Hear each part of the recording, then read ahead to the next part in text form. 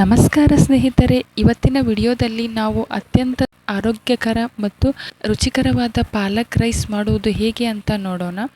ಬೆಳಗಿನ ಬ್ರೇಕ್ಫಾಸ್ಟ್ ಅಥವಾ ಲಂಚ್ ಬಾಕ್ಸ್ಗೆ ಇದು ಪರ್ಫೆಕ್ಟ್ ರೆಸಿಪಿ. ಬನ್ನಿ ತಡ ಮಾಡದೆ ಹೇಗೆ ಮಾಡೋದಂತ ನೋಡೋಣ.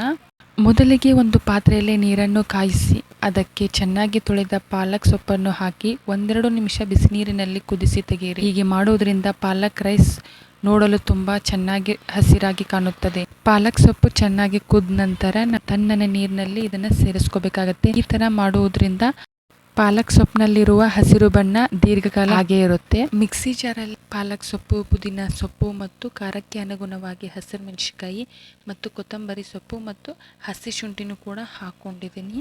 ಇದನ್ನ ಇವಾಗ ಪೇಸ್ಟ್ ಮಾಡ್ಕೊಂಡು ಇಟ್ಕೊಳ್ಳೋಣ.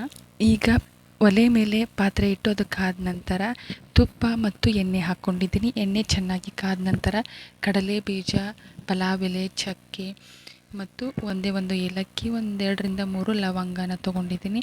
ನಂತರ ಜೀರಿಗೆನೂ ಕೂಡ ಹಾಕ್ಕೊಂಡು ಚಟಪಟ ಅಂತ ಸಿಡಿದ ನಂತರ ನಾವಿಲ್ಲಿ ಉದ್ದುದ್ದಾಗಿ ಹೆಚ್ಚಿಟ್ಕೊಂಡಿರುವ ಈರುಳ್ಳಿನ ಹಾಕ್ಕೊಂಡಿದ್ದೀವಿ ಮತ್ತು ಒಂದು ಹಸಿರು ಮೆಣಸಿನಕಾಯಿನೂ ಕೂಡ ಹಾಕ್ಕೊಂಡಿದ್ದೀವಿ. ನಂತರ ಬೆಳ್ಳುಳ್ಳಿನ ಜಜ್ಜಿಬಿಟ್ಟು ಇಟ್ಕೊಂಡಿದ್ವಿ, ಅದನ್ನು ಕೂಡ ಹಾಕ್ಕೊಂಡಿದ್ದೀವಿ. ನೋಡಿ, ಒಂದು ಮೀಡಿಯಂ ಸೈಜ್ ಟೊಮ್ಯಾಟೊ ಹಾಕಿ ನೀಟಾಗಿ ಫ್ರೈ ಮಾಡ್ಕೊಳ್ಳೋಣ. ನಂತರ ನಾವಿಲ್ಲಿ ರುಚಿಗೆ ತಕ್ಕಷ್ಟು ಉಪ್ಪನ್ನು ಕೂಡ ಹಾಕೊಳ್ಳೋಣ. ಪ್ಯೂರಿ ಮಾಡಿ ಇಟ್ಟಿದ್ವಲ್ಲ ಅದನ್ನು ಕೂಡ ಇದರಲ್ಲಿ ಸೇರಿಸ್ಕೊಳ್ಳೋಣ. ನಾವು ಲಾಸ್ಟಲ್ಲಿ ಹಸಿ ಬಟಾಣಿನ ಇದರಲ್ಲಿ ಹಾಕಬೇಕಾಗತ್ತೆ. ನಂತರ 1 ಚಮಚ ಅರಿಶಿನ ಪುಡಿ, ಮತ್ತೊಂದು ಚಮಚ ಗರಂ ಮಸಾಲ ಪುಡಿನ ಹಾಕ್ಕೊಂಡು ಚೆನ್ನಾಗಿ ಮಿಕ್ಸ್ ಮಾಡ್ಕೊಳ್ಳೋಣ. ಸೈಡಲ್ಲೆಲ್ಲ ಎಣ್ಣೆ ಬಿಟ್ಕೊಂಡು ಬರೋವರೆಗೂ ಚೆನ್ನಾಗಿ ಕುದಿಸ್ಕೋಬೇಕಾಗತ್ತೆ.